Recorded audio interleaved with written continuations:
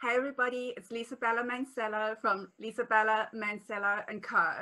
I'm a marketing strategist, so I help clients to really build successful businesses by utilizing the latest marketing strategies and implementing them into their business so they can start growing their audience, selling on social media, and just being a lot more influential, being seen as an expert in their area. So yesterday we went through part 1 of it's a 9-step strategy I have. So we start with the foundations. Yesterday we covered foundations, and which I also stressed it was so important that you get the foundations spot on before you actually move on to the next step, which we're going to cover today, which is the actual funnel. That's where you start generating clients, start generating leads, and start generating sales. And tomorrow, Friday, it's going to be the final day, which is our fireworks. And that's where we look at where we actually start pouring gasoline. Once our funnel is going well and it's running smoothly, we start pouring gasoline onto our funnel with paid ads, with SEO, and with content upgrades. So I can't wait to get stuck into today's part. Again, I'm going to do the screen share because I want to show you some slides.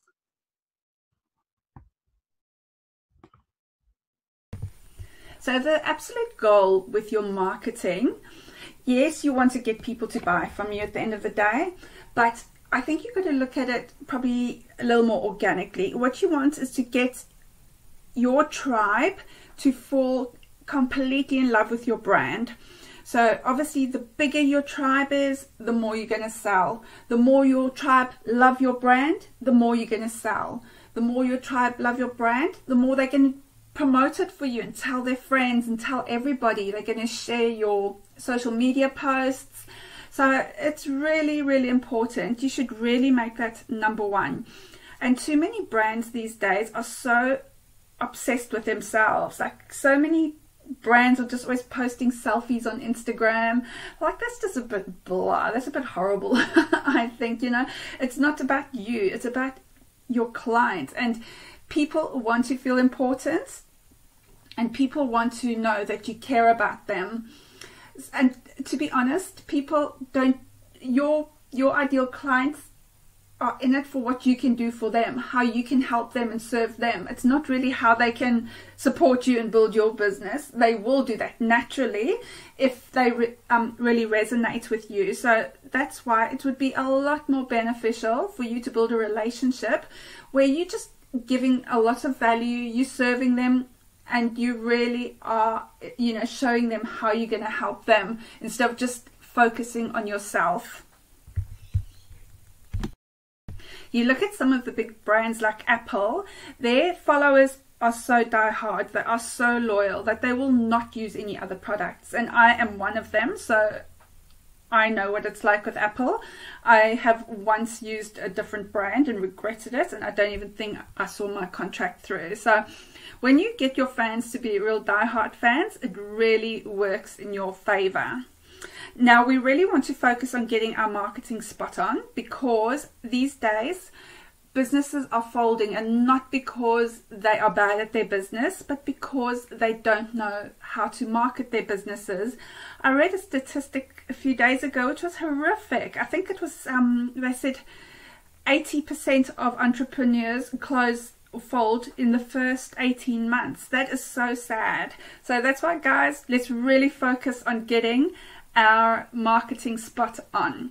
Today we're looking at our funnel, which includes attracting your ideal clients, engaging with them, and then converting them into a sale. So it's something we call a sequence, a nurturing sequence. You take them through, so it's not just sitting on Facebook screaming, buy my stuff, because that doesn't work, right? We all know that.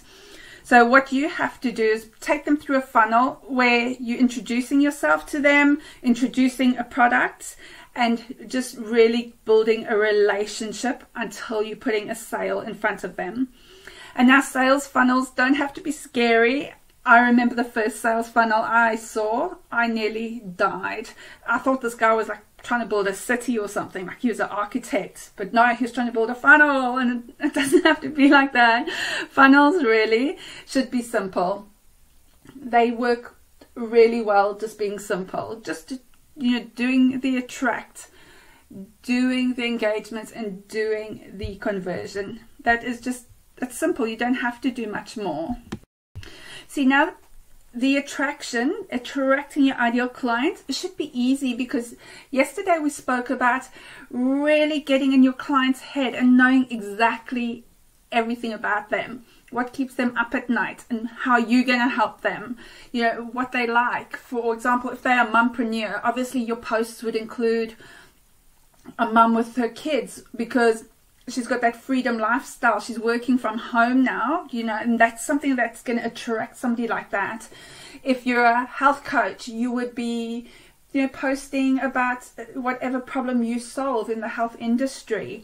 So you are really, really targeting your clients, focusing on them, and putting out perfect offers for them. And also, more importantly, I said know exactly where they're hanging out. So your posts are related to them, and it's going to the right place. They're seeing it. So by now, you know, if you've done the foundations properly, your attracting your clients is going to be easy. It's going to be much easier than if you don't know who you're speaking to or who the hell you're trying to attract. So that's why it's important to get the foundations spot on, because as I said, it just makes this part so much easier. Now, you will obviously attract either through SEO or social media, but for today's class we're just talking about social media. I'm not going to really speak about SEO. And then this is obviously going to be different forms. Everybody has their own platforms they like.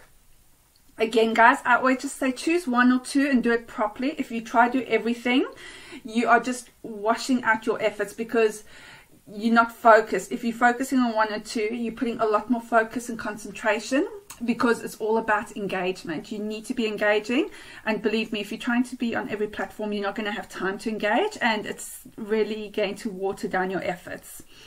So once you have targeted your audience, you would probably put a freebie out there which they will sign up for, and because they're your ideal clients and it's going to relate to their problem, they're going to snap it up straight away, and boom, that's going to be easy. And then what happens is we start engaging through an email sequence. This is usually 3 to 5 emails, telling them about yourself, telling them about your company, giving them more value, just really making them comfortable with you. And with this email sequence, once you've done it, then you will convert and you will put a sale in front of the person. Now, if your sequence, if your whole attract, engage and convert has been done properly, you will find that you will have quite a few sales. You might have to tweak, you know, it might not be great to start off with, and there's nothing wrong with that. It often happens where you just have to work and tweak. You know, I love tweaking my things. If I see that my landing pages aren't doing well, I'll tweak it. If my emails aren't being opened, I tweak the headings. If people aren't buying, I tweak the copy. It's always work in progress, so nothing wrong with that. But the one thing you will notice is once your sales funnel is done well, you will be getting so many new leads every day and sales every day without even putting in much effort. It will be working on autopilot, and that is the beauty of a good sales funnel, is that you're getting leads and sales on autopilot. So I'm going to show you a few examples of my favorite sales funnel blueprints, which I see the higher conversions for. Majority of them actually just run the same, just different platforms. Facebook, there's 1 or 2 differences. So basically, let's have a look at the first one. So this is just your basic Facebook blueprint. That's obviously putting out either a post, a freebie, or some content like a blog post where you're offering heaps of value. Obviously, your ideal clients will see them, will need that information, will sign up to your email list, and you will sell a product. And that's how simple it is. Again, you know, the graphics have to be spot on. They have to speak to the right person. Same with the opt-in. Your opt-in really needs to be something people need and want, that will solve a problem. And blog posts work beautifully. I love getting people on to read my blog. I'll send it back to my website, and then I'll always have email links, you know, to sign up for my freebie in my blog posts, at least 3, and people do sign up. So, you know, as I say, you're either getting people on your email list through your opt-ins or through your blogs, but you must always just have links everywhere for people. They want to go on your email list if they're your ideal client. So let's look at our second model. Again, we're looking at Facebook, and what we're looking here is groups. Now, this honestly works so beautifully. I know a lot of coaches, consultants, experts who this is their only business model they use.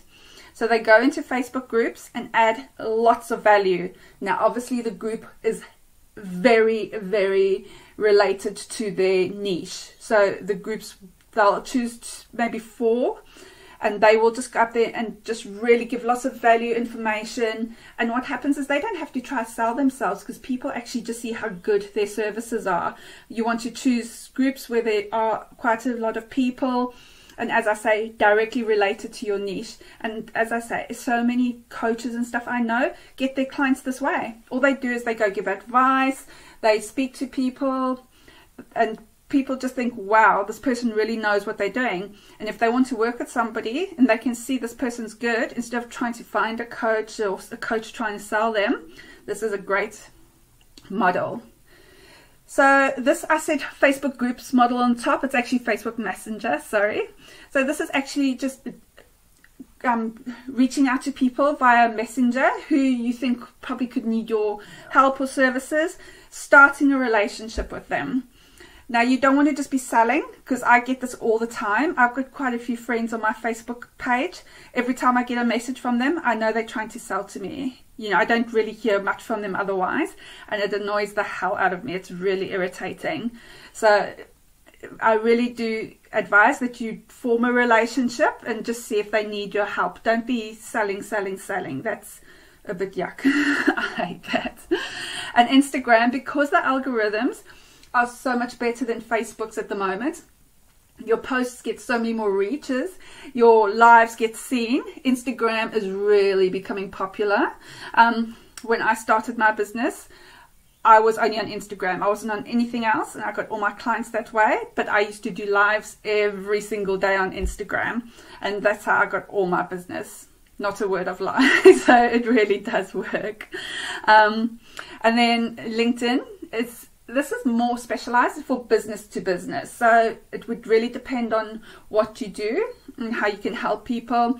For example, baby clothes probably wouldn't sell so well or wouldn't do too well on LinkedIn. So again, just depending on the industry you're in for that to work. And I forgot to put Pinterest. Pinterest is amazing. If you think if Instagram and Google had a baby, they would call her Pinterest, because you have all the beautiful images of Instagram, but the amazing SEO of Google. So Pinterest is fabulous.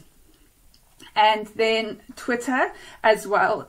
I sell a lot on Twitter. My smaller products and my digital products, I sell with ease on Twitter. So people are very engaging on Twitter.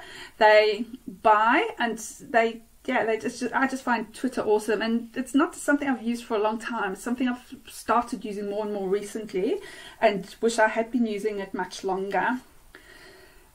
And that, my dears, it's very much the same across most, platforms. As I say, Facebook, there was a couple variations, but with Pinterest, with Instagram, with LinkedIn, with Twitter, it's about building relationships. You really need to build relationships with people. People need to get to know you. And if you're just on 1 or 2 platforms, they will. If you're trying to jump on 100 platforms and stuff, you will have a problem. Okay, guys, that's it for day 2. Don't forget to grab your cheat sheet. The link's below, and I think above. No, below. It's below. So grab your cheat sheet, and I will see you tomorrow. Tomorrow, as I said, we're talking about fireworks. Again, I'm going to go through it with you, but that's not to say implement it straight away. Please get the foundations spot on, and then work on your funnel. Once your funnel is really working well, then you only go to part 3. But I just want to speak about it, you know, in 3 days